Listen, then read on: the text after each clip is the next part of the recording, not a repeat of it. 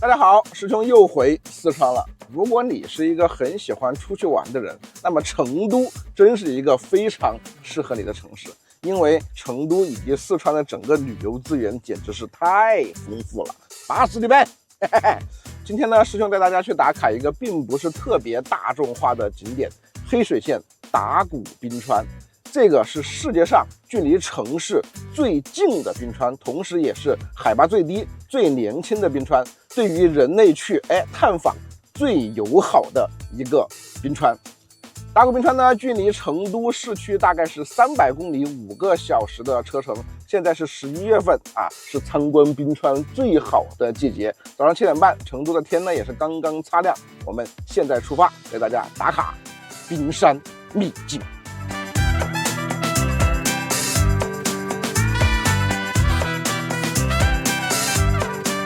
我们现在刚出成都市区啊，经过一个隧道，突然豁然开朗。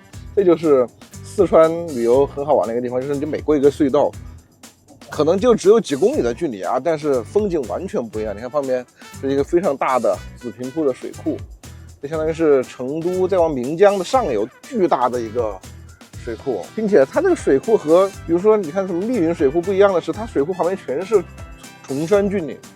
它相当于是山中间的一个水库，有点三峡的感觉。你要这么一个景点放在北京来说的话，那就算一个大景点了，在成都就没有人来。我们继续往前。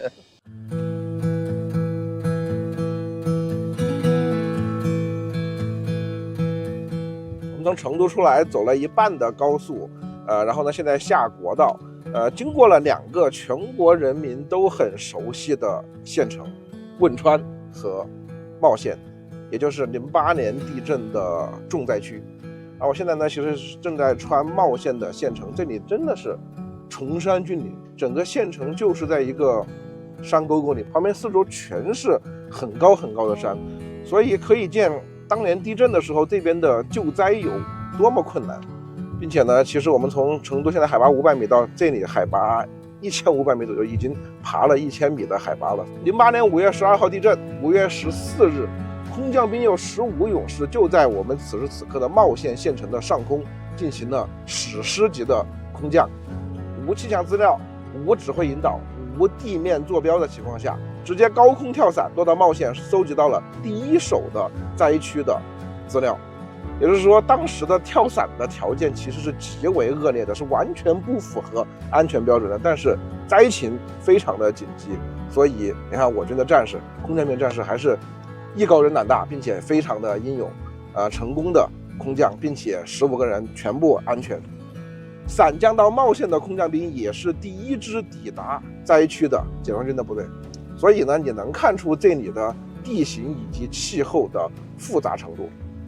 因为地形和气候复杂，所以呢，其实我们从成都开车出来到这边来游玩呢，其实对车呢还是有那么一丁点的需求。比如说我们这一次开的是刚刚上市的腾势 N8L， 这是一个5.2米级别的插电混动的大6座 SUV， 售价其实不高啊，29.98万，不到30万的价格。但是其实我觉得这个车是非常适合自驾游，特别是川西，哪怕再往西边走进藏的自驾游，因为这个车在30万左右的价位，它的整个的动力和行走硬件可以说是顶天级别的存在。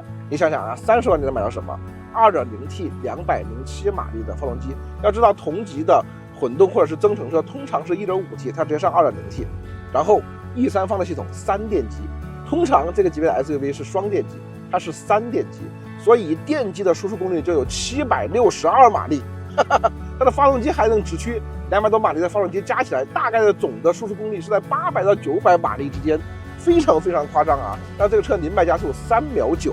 所以30万级这个车动力绝对是一哥，同时它还标配了空气悬架、CDC 连续阻尼可调悬架以及10度的后轮转向。你想想，在30万级这样的底盘硬件，是不是也是直接拉到满？所以腾势 N8L 我觉得真是30万级，无论是动力还是悬架，整个行走硬件全部都是满级的存在。其实这种车你在城市里开，5秒多和3秒多，2电机和3电机其实区别不是很大啊。但是我们今天的目的地海拔要在4000米左右，所以这个时候你就能看出动力底子的区别了。比如说现在我还在舒适模式啊，我通过这个拨杆直接把它拨到运动模式。3秒9的动力，在这种国道上超车真的是手起刀落的存在。在国道上超车，特别超这种大货车，你动力越强，你超车用的时间越短，你就越安全。所以在这个路况下，动力是一项安全配置。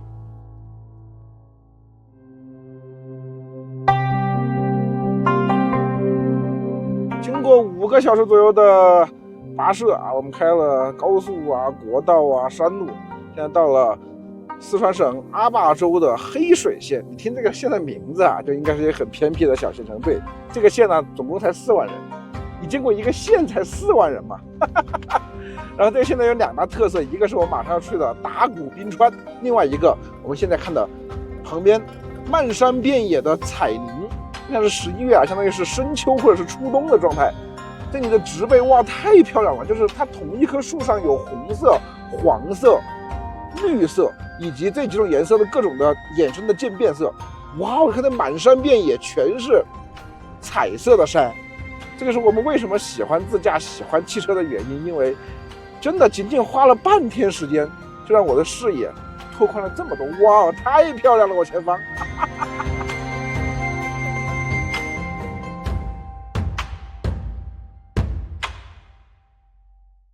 我们已经到了达古冰川了，这边海拔起始就有2300，然后再往上我们会上到4000多的海拔的观景台，所以我先加个衣服。你看，我把后备箱打开，6座车型，把第3排座椅放倒之后，所有的空间都是非常非常的夸张的。我换一条裤子，然后把棉衣拿出来。啊，车大呢，不仅是你好装东西，不仅是你好做人，还有一个更关键是什么，你知道吗？好换衣服。把车里把裤子换了。好，我们上车。地儿大呢，就施展的开一点。换条裤子，这样脸挂上，不能偷拍啊。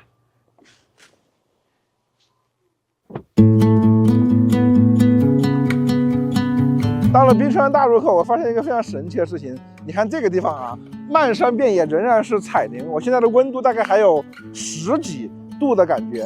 你完全想象不到，在这样一个环境里，全部是彩色的植被的环境里，再往里走没多远，就是人类最好到达的一个冰川。这藏的人太好了，并且这个冰川你知道吗？是1992年才被发现，这刚被发现30年。所以真的藏得太好了，我们就带你看看这个刚刚被发现的年轻冰川到底有什么秘境。不行了，开始反了。看海拔，这个海拔3600米，已经全部是雪松的感觉了。走。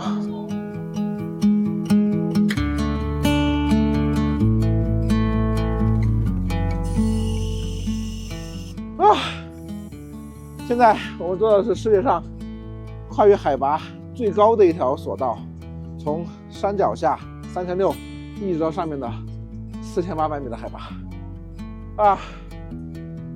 其实下面也有栈道，不知道有没有勇士走栈道。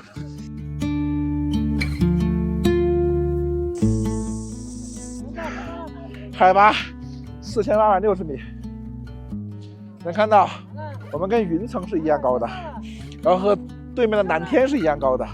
这里冰天雪地，我吃了人生中海拔最高的一口烤肠，那叫一个地道。我在这么多景区吃了这么多烤肠，这烤肠是最好吃的。吃了羊，吃了烤肠，看着世界现存最年轻的冰川。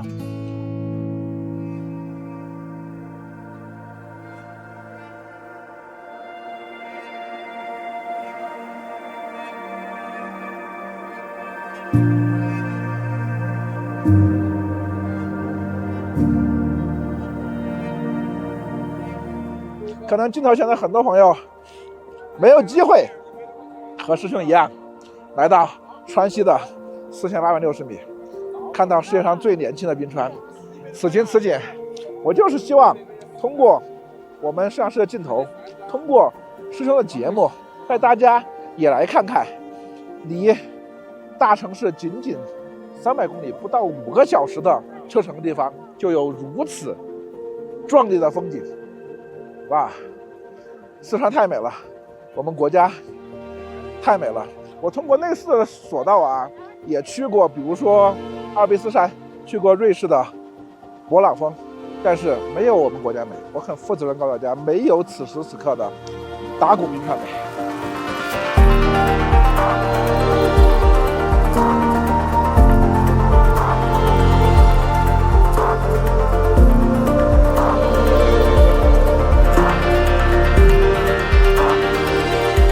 我刚才索道上说，我们坐索道上来，有没有人下面爬栈道上来？师兄作为军事博主，告诉大家，真有。1935年7月，红军长征路过黑水，红一方面军一部和红四方面军一部组成的先头部队，翻过了我此时此刻脚下的达古雪山，以及旁边的昌德雪山，他们最高翻越了4700米的海拔，而我现在4800米左右的海拔。其实跟他们当时的处境完完全全是相当的。所以1935年，大家算算，90年前，我们现在开着中国很棒的新能源车，坐着索道轻轻松松来到这里，但是当时红军正是靠自己的双脚翻过了这里的雪山。当年的红军先辈看到如今5星红旗飘扬在4860米的达古雪山上，能感到一丝欣慰吧。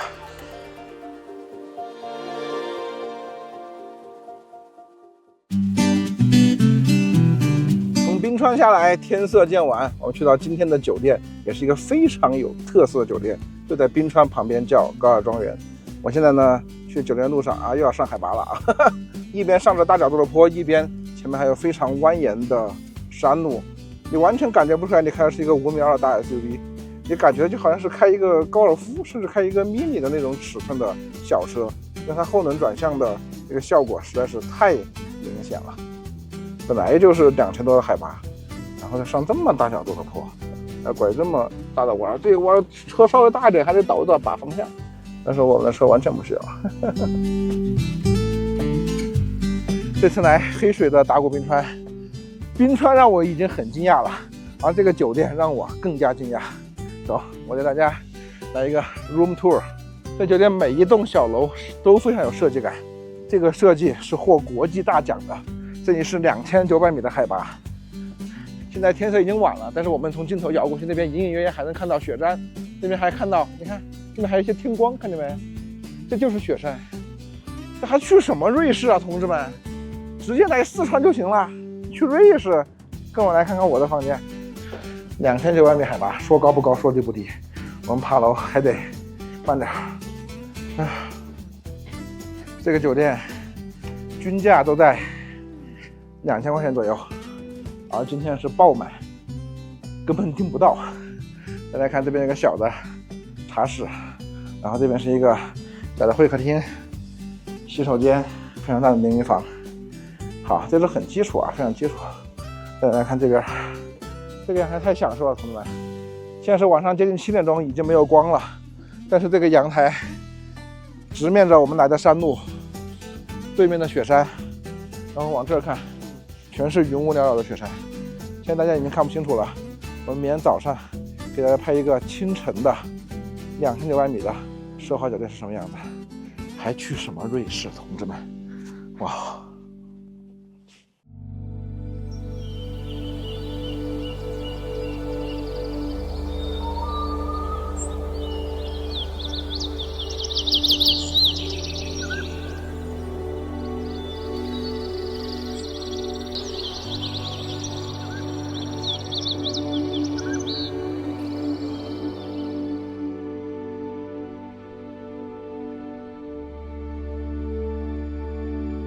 第二天一大早，现在呢，我们去今天的2个目的地啊，一个是投平羌寨。阿坝州是藏族和羌族的自州嘛，所以羌族在这里占了很大的比重。大家对于羌族可能不太熟悉啊，其实羌族是我们中华民族的一个非常古老的一个祖先民族之一，并且呢，我这次去看这个羌寨，还有一个小的私心，就是你们知道二师兄姓什么？不姓二，是吧？我姓陕，就是陕西省的陕。这个姓呢，绝大部分人是第一次见，是很小众的一个姓。就凡是小的姓氏，它多多少少啊，历史渊源都跟少数民族有关。我看我们家族谱啊，就是大概在14几年明朝的时候，它是从羌族的一个分支迁徙到这个中原汉族来的，所以其实我这个祖先可能跟羌族还是有蛮大的关系的。所以我们去看看一个羌寨，这个羌寨特别有意思啊，还有一些军事防御要塞的味道。你看，那军事博主又上线了，对不对？好，我们今天从黑水县的这个彩宁的这个景区去桃坪羌寨，大概是200多公里的路程，有国道有高速。其实来四川自驾游呢，还是蛮挑车的。我们之前说过，你车要动力好，最好是要带电，所以不惧高海拔。然后我们的车还带后轮转向，所以在崎岖的山路啊，非常的游刃有余。我们还有高低软硬可调的空悬架等等。这还不够啊，你还需要什么？还需要非常好用的辅助驾驶。让我现在国道上拨片一拨，直接进入辅助驾驶。这台腾势的 N8L 它是天神之眼 B 的辅助驾驶的方案，头顶上有激光雷达，还有若干的超声波雷达呀、毫米波雷达和若干摄像头组合的一个融合的感知系统，能支持城市和高速的 NA。但是城市高速的 NA 相对来说啊，现在在2025年的下半年已经很基础了。我现在是国道 NA。国道呢，其实要比高速要难一些，因为路况比较多，它不是封闭道路，并且它的转弯的这个曲率会比较大。川西呢有很多高速了，现在已经修得很好了，但是更大比例的是还有很多国道，所以你在国道上有一个非常好用的辅助驾驶，你能极大的缓解你的这个驾驶的压力。你看我现在一键进入，它就自己开始跟车啊，包括车的保时都非常的精准。腾势以及比亚迪集团的这个辅助驾驶系统，2025年我可以说是进步神速，现在已经完完全全达到了非常放心使用的这么一个状态，并且我这一路高速国道也比较乐意的去使用这套辅助驾驶，就让人想用的辅助驾驶就是一套好的辅助驾驶。它的超车逻辑以及对一些慢车啊、一些微型车的绕行的逻辑都是写的比较好的。这套辅助驾驶其实我用下来还是蛮惊艳的。同时，四川省的面积真是太大了，所以呢，我们每天会涉及到相对比较长的开车的时间。这个时候，一个舒适的座舱显得尤为重要。座椅非常舒服，前2排通风、加热、按摩，第3排的加热，这都是基本操作。我这里有一个17.3英寸、2.5K 的大屏，这个屏幕比传统这个级别车的中控屏幕都要大一些啊。同时，我后排还有一个吸顶的屏幕可以放下来，也是同款啊，17.3英寸、2.5K 的大屏。副驾有个小屏，也可以追追剧。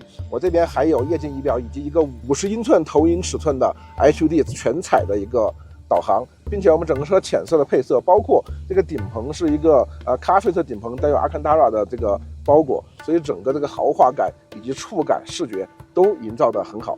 所以一个既有豪华感又很温馨、轻松、明快的一个内饰氛围，更有利于我们在川西广袤的大地、崇山峻岭之中进行非常开心的自驾游。我看到现在说着，我马上就要上高速了，我这是基建狂魔。其实我只走了大概40分钟的国道，就立马能上高速。哇，在这个地方修高速简直是太不可思议了。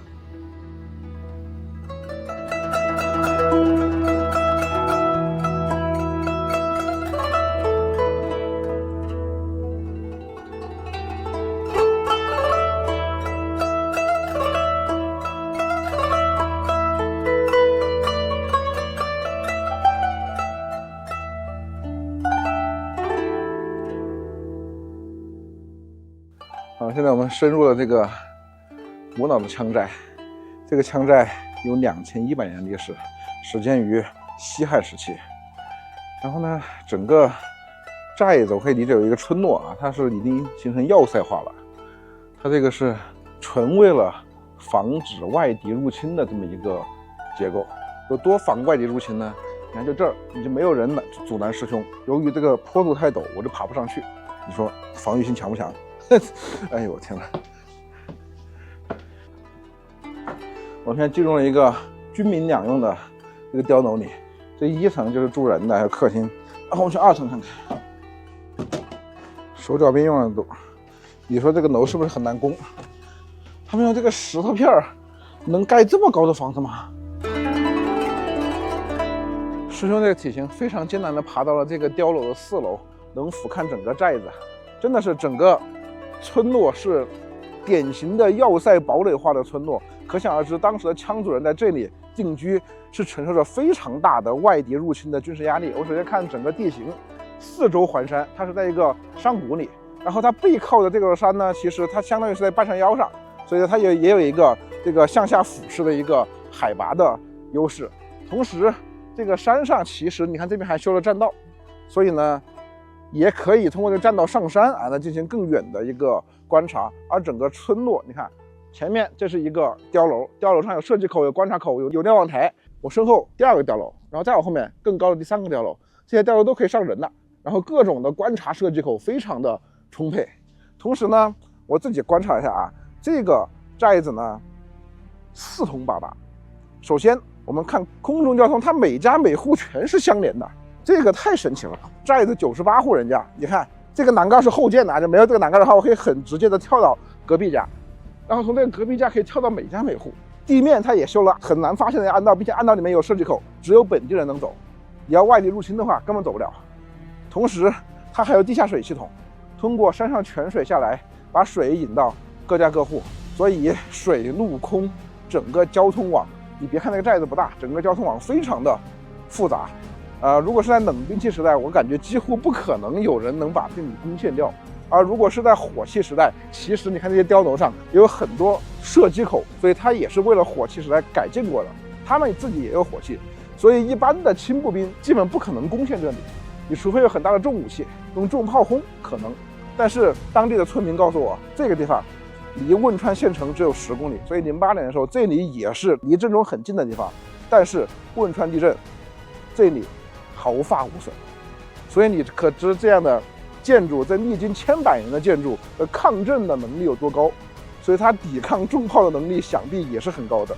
这真的是一个古老中国少数民族的一个智慧的结晶啊！这太震撼了，这个地方。我带大家上一个碉堡看一下啊，就是现在我们眼前的这么高这个碉堡，我天啊，这么高！就我这种身材不适合当这个守城官兵。碉堡进不去，你知道吗？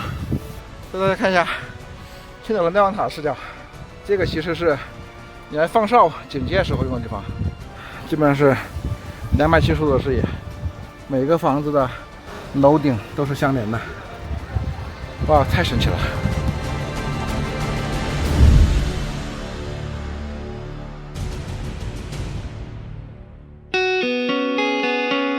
从千年古羌寨返回成都的途中，我们去打卡一个我一直想去的地方。因为刚才说过，其实这个羌寨离汶川县城已经很近了，而离08年汶川大地震的震中映秀镇其实也就只有几十公里。所以我们这次特地路过一下08年汶川大地震的震中心汶川县映秀镇。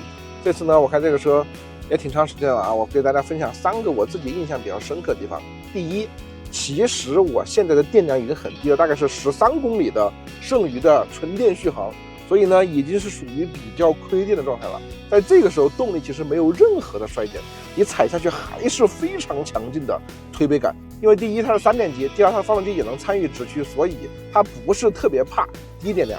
在低电量的情况下呢，它的发动机的感知也并不是很明显。这个时候理论上发动机是在比较高负荷的工作，因为本来又没电，你还需要急加速。但是这个发动机 NVH 控制的非常好，你基本上感觉不到它的存在。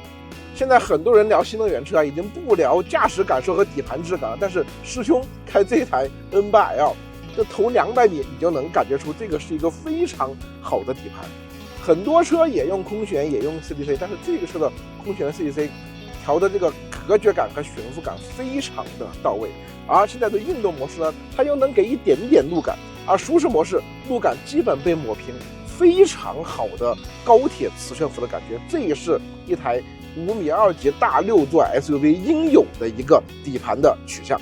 同时因为还有非常大角度的后轮转向，让这台本来挺大的车啊开起来非常的灵活，特别在山路里你明显能感觉到屁股有一个随动的感觉，所以在山路里或者是在城区的一些掉头啊停车场景会显得异常灵活。所以 N8L 在30万真的无论是动力还是悬架的感受还是开起来的感觉整个车行驶的层面没有任何值得挑剔的，都是非常非常定的状态。现在是总里程刚好过2000公里，其中700公里是我开的。哇，它累计电耗只有14.7度每百公里，然后油耗只有2.6升每百公里。然后呢，腾势 N8L 它纯电续航是230公里，综合续航呢超过1300公里。我们能看到这台车啊，其实它的这个能耗的数据还是蛮有意思的。它充电充了416度，所以这个车其实基本上是充电，然后总的燃油消耗只用了56.8升。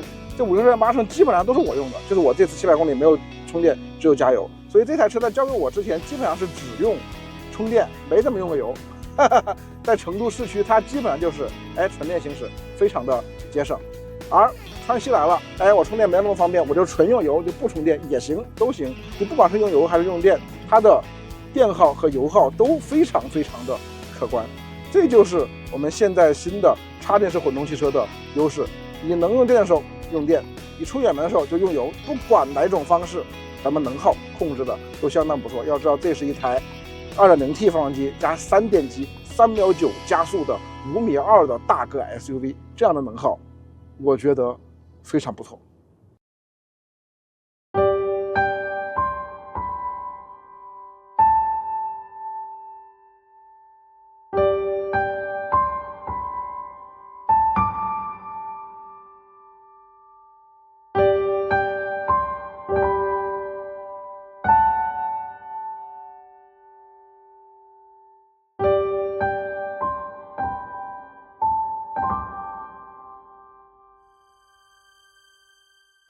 这是我第一次这么近距离的感受特大地震的破坏力。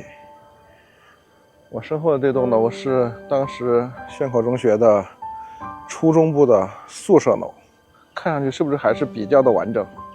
但是我给大家看一下，这有一个标牌写的是5层，所以这个楼原本是5层，而现在在地面上的只有4层，所以它整个1层整体塌陷进去了。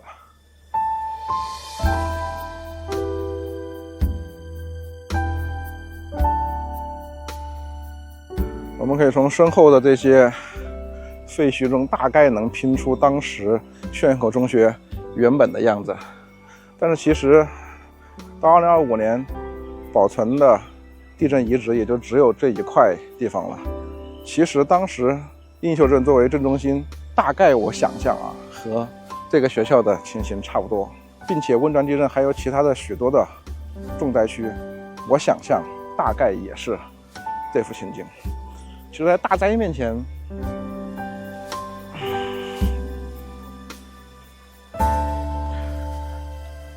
我们说说怎么救灾吧。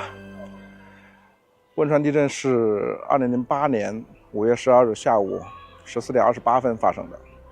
第一支抵达镇中映秀镇的部队是12号当天晚上出发，经过12小时的强行军，成都军区的某炮团的先遣部队第一次到达这里，那是13号的中午，很快。当时的解放军不是现在解放军，但是当时的快速反应的能力其实也非常令人惊叹。第一支到达汶川县城的部队是一支武警部队，200多人的一支先遣队，经过90公里的徒步强行军，也是13日到达了汶川县城。就是解放军来了就有希望，他们带着卫星电话，他们能与外面沟通，他们能直接抢险救灾。然后之前师兄说过的14日，茂县空降兵15勇士3无条件下的高空空降，也是第一支抵达茂县县城的救援部队。5.12是中国之殇，但是其实这场地震也集中体现了中华民族最英勇、团结以及坚韧不拔的一面。同志们，党和人民考验我们的时候到了，在一起就是命令，在一起的老百姓，在一起的群众，在期盼着我们。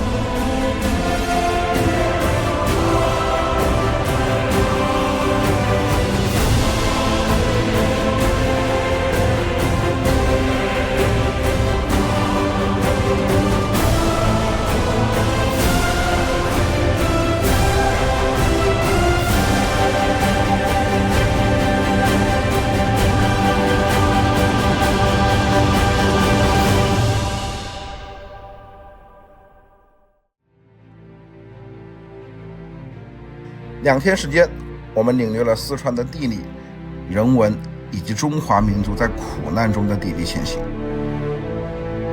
四川是打鼓冰川的万年冰雪，塑造出撼人心魄的视觉奇观。四川是桃坪羌寨的巍峨碉楼，承载着大山民族传承1000年的智慧与勇气。这里有山河壮丽的馈赠，也曾有大地震颤的考验。忘不了汶川之伤，山河破碎，更铭记八方支援，众志成城。今天，这方英雄的土地，这片绚烂的文明，这群不屈的人民，正以其磅礴的生命力，深深融入伟大中华文明的血脉，共同铸就着一个民族迈向复兴的辉煌征程。